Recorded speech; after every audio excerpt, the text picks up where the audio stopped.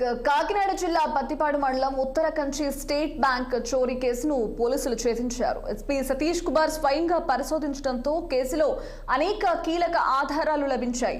ఇతర రాష్ట్రాలకు చెందిన వ్యక్తుల హస్తం ఉందని తేల్చడంతో కేసు కీలక మలుపు తిరిగింది. అలాగే సంచార బట్టల వ్యాపారులుగా సామర్లకోటలో ఇల్లు అద్దెకు తీసుకుని చోరీ చేసేందుకు పలుమార్లు రెక్కి నిర్వహించినట్లుగా పోలీసులు ప్రాథమికంగా నిర్ధారించారు. చోరీ జరిగిన తీరును క్షుణ్ణంగా పరిశీలించిన పోలీసులు పలు ఆధారాలను సేకరించారు.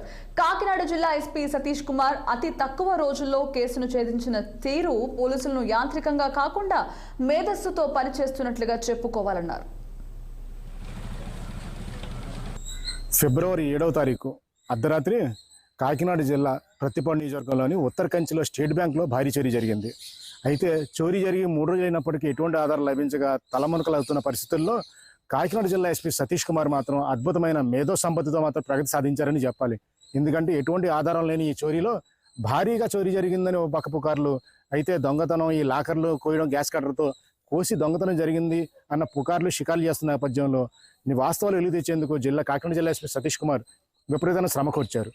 పలు బృందాలుగా విడదీసి అనేక మంది పోలీసు సిబ్బంది నిందలు నియమించినప్పటికీ స్వయంగా ఆయనే కేసును ఛేదించేందుకు ముందు రావడంతో ఈ ఆదాల గుట్టు రట్టయింది.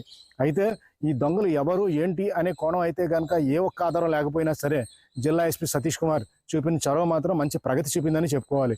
ఎందుకంటే ప్రస్తుతం అయితే కనుక మేధా సంపత్తి మీద ఆధారపడే పోలీసుల సంఖ్య తగ్గుతున్న తరుణంలో తమ మేధస్సునే చూపించి ఏ విధంగా చొల్లు పట్టుకున్నారన్న కథ పరిశీలిస్తే మాత్రం చాలా ఆసక్తికరంగా ఉంటుంది. పలు రకాలుగా అంటే ఇతర రాష్ట్రాల వ్యక్తులు కాబట్టి రకరకాల చిత్రాలతో పలు స్టేషన్లలో పరిశీలించి మొత్తానికైతే ప్రగతి సాధించారు. అయితే ఒక 4 బృందాలుగా విడదీసి వీరు ఏ రాష్ట్రం చెందిన వారు ఆ రాష్ట్రాన్ని పంపించారు. అయితే ఒక రాష్ట్రం నుండి అయితే కనుక సునాయాసంగా 3 దొంగలు దొరికారు. చాలా మటుకు సరుకు రికవరీ అయింది. వేరే రాష్ట్రంలో ఇంకో వ్యక్తి దొరికిన స్థానికులు సహకరించకుండా పోలీసుల మీద దాడి కూడా చేసినట్టు తెలుస్తుంది. ఈ రకంగా చూస్తే కనుక కేవలం 4 దొరికారు. ఈ 4ని కూడా కోర్టులో ప్రవేశపెట్టే అవకాశాలు ఉన్నాయి.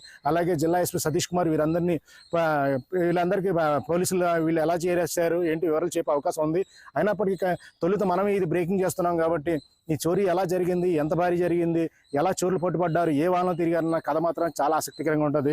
అది జిల్లా ఎస్పీ సతీష్ కుమార్ సాధించే ప్రతిభ కాబట్టి ఆయన ద్వారా తెలుసుకోవడం చాలా మంచిదని చెప్పేసి పలువురు ఇచ్చిన సలహాలు కానీ సూచనలు కానీ, ఎందుకంటే ఇందులో చాలా టెక్నికల్గా అంశాలు ఉంటాయి కాబట్టి అన్ని విషయాలు బయటపెట్టకూడదు. కానీ పోలీసులు మాత్రం నిజంగా ఎస్పీ సతీష్ కుమార్ నిజంగా అభినందించకుండా ఉండలేం. ఎందుకంటే చిన్న ఆధారంతో ఈ విధంగా ఇంత పెద్ద చోరీని స్టేట్ బ్యాంక్ ఆఫ్ ఇండియా చోరీ జరగడం అంటే మామూలు మాటలు కాదు. బ్యాంక్ రాబరీ చేసిన వాళ్ళు కూడా కేసు తప్పుదో పట్టించేందుకు సునాయాసంగా హార్డ్ డిస్కులు దొంగిలించి వేరే విధంగా చెడగొట్టడం.